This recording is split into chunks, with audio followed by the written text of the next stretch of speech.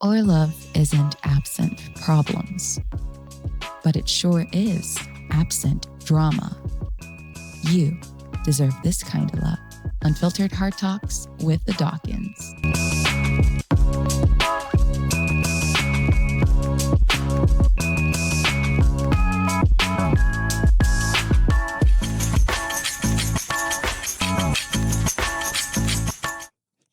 If I called you Mm-hmm. and your mom called you at the exact same time, That means you have two phone calls me upon or one. no, never mind. Let's change that one. If I called you Right. and your mom called you Mm-hmm. regarding an emergency, Yes. who would you respond to first? That's an easy question for me. And you know why it's easy? The Bible says leave and cleave, right? A man shall leave his mother and his father and be cleaved, be joined unto his own wife, right? My immediate family now becomes my wife. Yes. So it means everybody else is secondary, including my children. And we talked about this on the podcast before. When God gave Adam his responsibilities, it was to what? Tend to God's creation. And who also came in that creation? His wife. His wife. So she's a part of his responsibility as well. You know, so a relationship between a man and a woman, as we say in Jamaica, it's not so.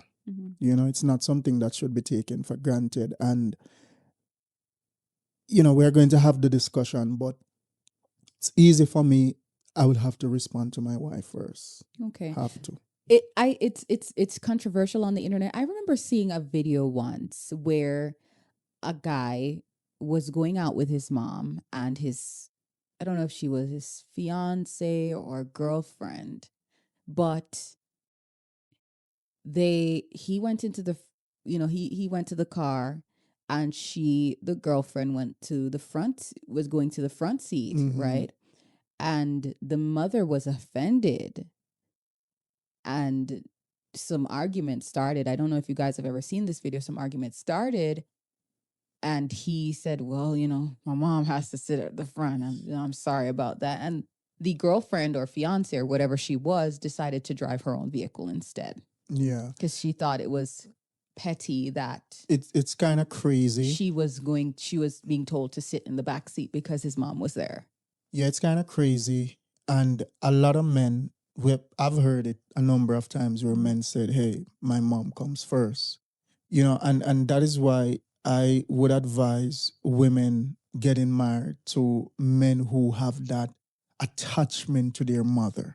It's not to say that you're not going to love mommy and you're not going to want to take care or look after mommy, you know, especially when she was there for you 100%.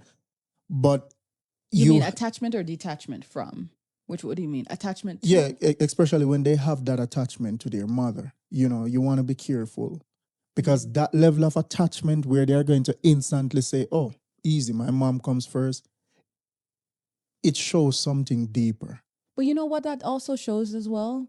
If a man is going to be afraid to free fall into his wife's arms or his partner's arms, that would mean that either he has real big trust issues that are not going to be quenched by any relationship, or he's chosen the wrong partner.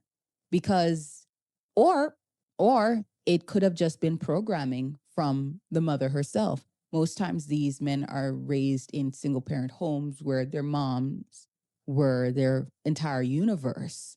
So that's interesting. And we would call that the mama's boys.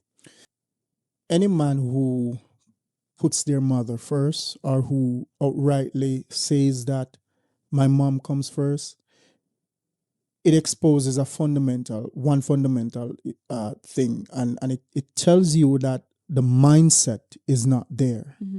Where the married man mindset is, a man who is ready for marriage and ready for commitment, ready to build something with a woman, ready to leave and cleave biblically, as the Bible says, as the Bible commands, that man understand that when he gets married to a woman, when he's joined to a woman, that woman becomes his responsibility and she must be prioritized over all else. Yes. Right? That's number one. Number two, it also reveals a fundamental issue that a man with that level of mindset, not only is he not ready for marriage, but he does not understand what marriage is or what it means or what it should be. Yes. So those are things that that kind of mindset reveals. And women have to be careful when they hear a man speak like this. They have to understand it doesn't matter how rich that man is and how much he fulfills certain needs. You must understand that there will always be a void in that relationship. There will always be a need that will never get fulfilled. And the reality is, if that need is not fulfilled, it's room for concern. Exactly.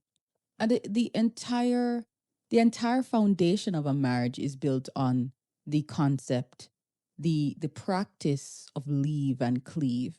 So without that, there's no cleaving. Structure. It's biblical. Mm-hmm. It's not even a personal opinion of ours or yours, but it's just a biblical construct or concept.